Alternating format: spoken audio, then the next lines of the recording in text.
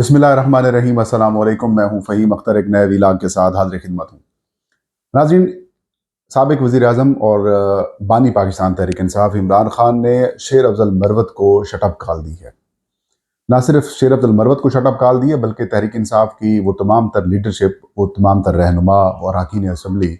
जो इस वक्त मुतनाज़ा बयानात देकर सिर्फ अटेंशन हासिल कर रहे हैं, उनको भी इंसान बनने का इमरान खान ने हिदायत की है। इसके अलावा गुज़श्ता रोज़ जो तहरीक इंसाफ के जो सीनियर रहनुमा हैं, उन्होंने जो इमरान खान साहब से मुलाकात की है, उस मुलाकात के अंदर इमरान खान ने अहम और सख्त हिदायत दी हैं और सऊदी अरब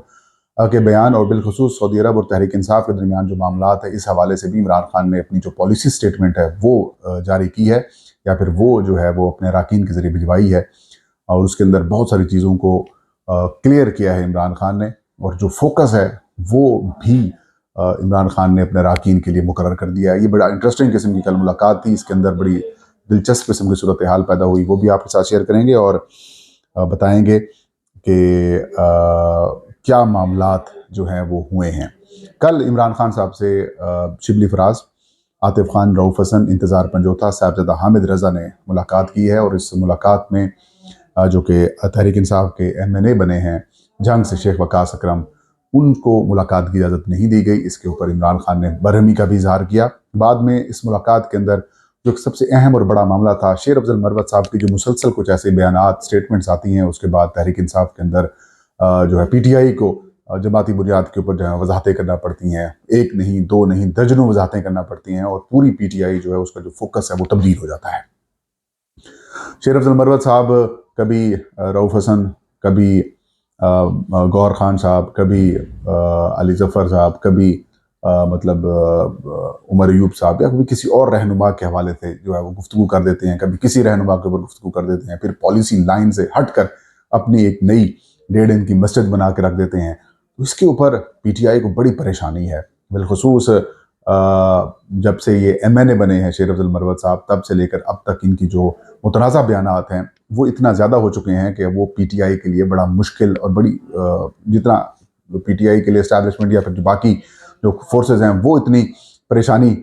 की चीज़ें पैदा नहीं कर रही जितनी कि जनाब शेर अफ़ज़ल मरवत साहब जो है वो पैदा कर रहे हैं। और यही वजह है कि रोज़ाना की बुनियाद के ऊपर इशू सामने आते हैं। हाल ही में शेर अफ़ज़ल मरवत साहब ने गरीदा फ़ारूकी साहबा के प्रोग्राम, जो PTI के जितने भी कवर करने वाले लोग हैं या फिर जो PTI से जिनका ताल्लुक़ है वो लोग जानते हैं कि गरीदा फ़ारूकी साहबा किस एजेंडे के ऊपर होती हैं, गरीदा फ़ारूकी साहबा का मकसद क्या होता है। गरीदा फ़ारूकी साहब जिस तरीके से वो ट्रोल कर रही होती हैं, PTI के ऊपर तनकीद कर रही होती हैं सोशल मीडिया के ऊपर अपने प्रोग्राम के अंदर, जिस किस्म की उनकी लाइन है वो PTI के तमाम लोग जानते हैं कि वो किस तरफ से उनको चीज़ें आ रही हैं और वो किस लाइन के ऊपर चल रही हैं और उसका मकसद क्या है। बावजूद उसके प्रोग्राम में जाते हैं शेर अफ़ज़ल मरवत साहब, उधर कहते हैं कि इमरान खान साहब को जब वज़ारत उज़्मा से बेदखल किया गया तो उसके पीछे अमेरिका और सऊदी अरब थे। गरीदा ने पूछा कि आप ये कह रहे हैं? जी मैं कहता जी मैं कह रहा हूँ। बाद में इंटरेस्टिंग बात तो यहाँ पर यह है कि शेर अफ़ज़ल मरवत साहब जिस वक्त PTI की हुकूमत ख़त्म हो रही थी, वफाक में इमरान खान साहब बेदखल हुए थे प्राइम मिनिस्टरशिप से,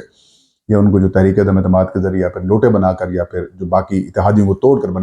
हटाया गया और शहबाज शरीफ को वज़ीर आज़म लाया गया, उस वक्त शेर अफ़ज़ल मरवत साहब तहरीक इंसाफ में शामिल नहीं थे, तहरीक इंसाफ के अंदर का हिस्सा वो नहीं थे। और आई डोंट नो उनके पास कहाँ से वो मालूमात हैं कि उन्होंने एक बड़ा इल्ज़ाम लगा दिया सऊदी अरब के ऊपर। हालांकि इमरान खान और मोहम्मद बिन सलमान साहब से के दरमियान जो ताल्लुकात थे वो बड़ी मिसाली थे। इमरान खान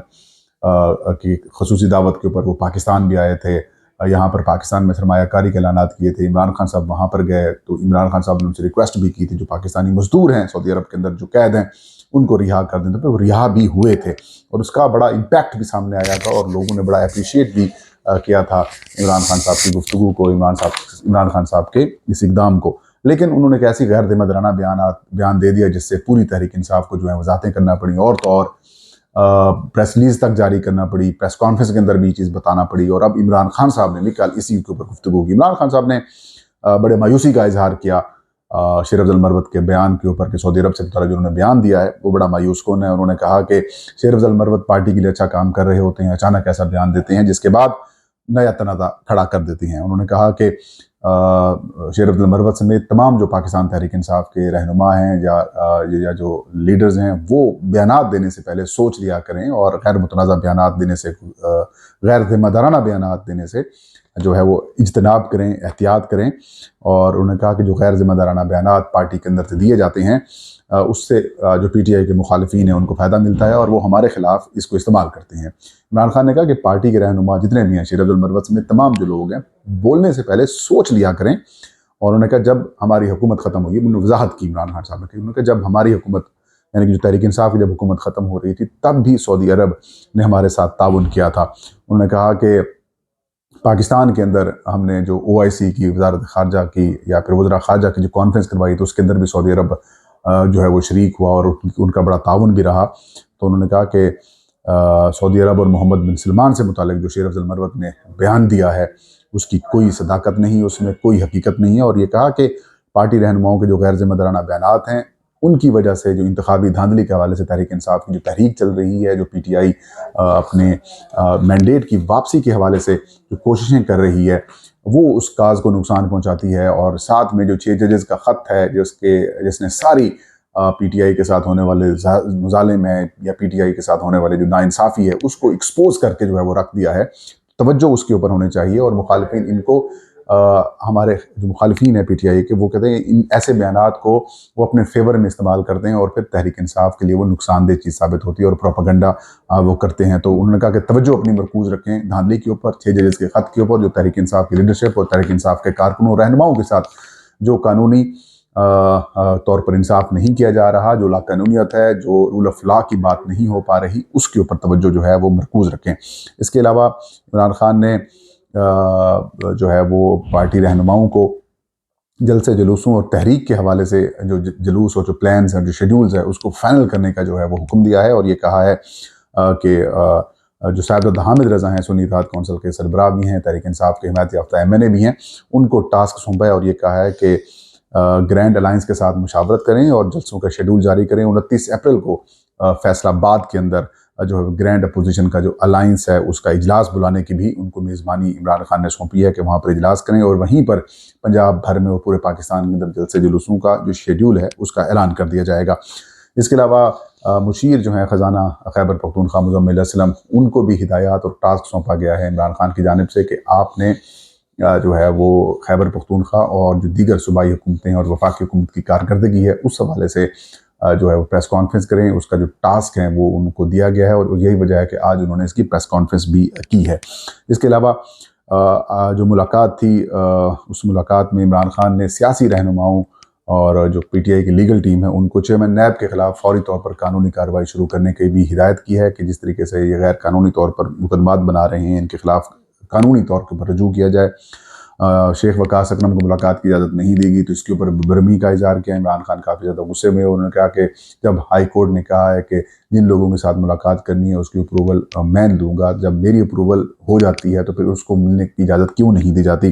تو جو جیل انتظامیہ ہے وہ اسلام آباد ہائی کورٹ کے احکامات کی خلاف ورزی کر کے توہین عدالت کی مرتکب ہو رہی ہے۔ تو عمران خان نے کہا کہ جو جیل انتظامیہ ہے ان کے خلاف اسلام آباد ہائی کورٹ کے اندر جو ہے وہ درخواست دائر کریں اور ان کے خلاف قانونی کارروائی کریں۔ 40 منٹ تک ملاقات جو ہے وہ عمران خان اور پی ٹی آئی کے سیاسی رہنما ہیں ان کے درمیان ملاقات ہوئی، اور ملاقات میں جو اہم معاملات ہیں ان کے اوپر جو ہے وہ بات چیت ہوئی، لیکن پولیس اہلکار بار بار مداخلت کرتے، ملاقات کے اندر انٹرپٹ کرتے، اور جب 40 منٹ ہو گئے تو یہ کہا کہ ملاقات اب جلدی ختم کر دیں۔ اس کے علاوہ جو ملاقات ہے اس میں شیشے کی دیوار حائل رہی تھی، اور جو پولیس اہلکار ہیں وہ بھی اس ملاقات کے اندر جو ہیں وہ موجود تھے، اور بشرا بی بی کی صحت کے حوالے سے بھی عمران خان نے کہا۔ اس کے علاوہ جو باقی معاملات ہیں حکومت کے خلاف، اسٹیبلشمنٹ کے خلاف جو تحریک انصاف کی کا موقف ہے اور عمران خان کا جو موقف ہے اسے بھی بھرپور انداز میں آگے لے کے جانے کو کہا۔ جنگل کا قانون اور جنگل کے بادشاہ کے حوالے سے بھی عمران خان نے بڑی باتیں کی، اور یہ کہا کہ اسپیئر کسی کو نہیں کرنا، پارلیمان کا فورم استعمال کرنا ہے، جو مینڈیٹ چرایا گیا ہے اس کو بھی واپس لینے کے حوالے سے قانونی طور کے اوپر بھی لڑائی لڑنی ہے اور سیاسی لڑائی بھی لڑنی ہے۔ اور عمران خان نے بڑی برہمی کا اظہار کیا کہ بڑی تاخیر کیوں ہو رہی ہے جلسے جلوسوں کے نہ ہونے کی وجہ سے۔ انہوں نے کہا جو پارٹی کے اندر رفٹس بھی اگر آ رہی ہیں تو اس کی بھی بڑی وجہ یہ ہے کہ تحریک انصاف کوئی ایکٹیویٹی نہیں کر رہی، تو ایکٹیویٹی کرنے کے حوالے سے بھی عمران خان نے کہا کہ جب یہ جلسے جلوس ریلیاں احتجاج شروع ہو جائے گا تب پھر تحریک انصاف کے اندر سے جو اختلافات والی کہانیاں ہیں وہ بھی ختم ہو جائیں گی اور پھر اس سارے مومنٹم جو ہے وہ پی ٹی آئی پکڑ لے گی۔ عمران خان نے کہا کہ ان سے حکومت سے آزادی حاصل کرنی ہے اور جو ہمارا مینڈیٹ چرایا گیا ہے اس کو واپس لینے کے لیے تمام انتظامات کیے جائیں، اور بھی تنظیم سازی اور پارٹی کے حوالے سے اہم ہدایات عمران خان نے ان کو سونپی ہیں اور جس کا امپیکٹ اگلے آنے والے چند دنوں تک آپ کو نظر آ جائے گا۔ آج کا ویلاگ فہیم اختر کو اجازت دیجیے، اللہ حافظ۔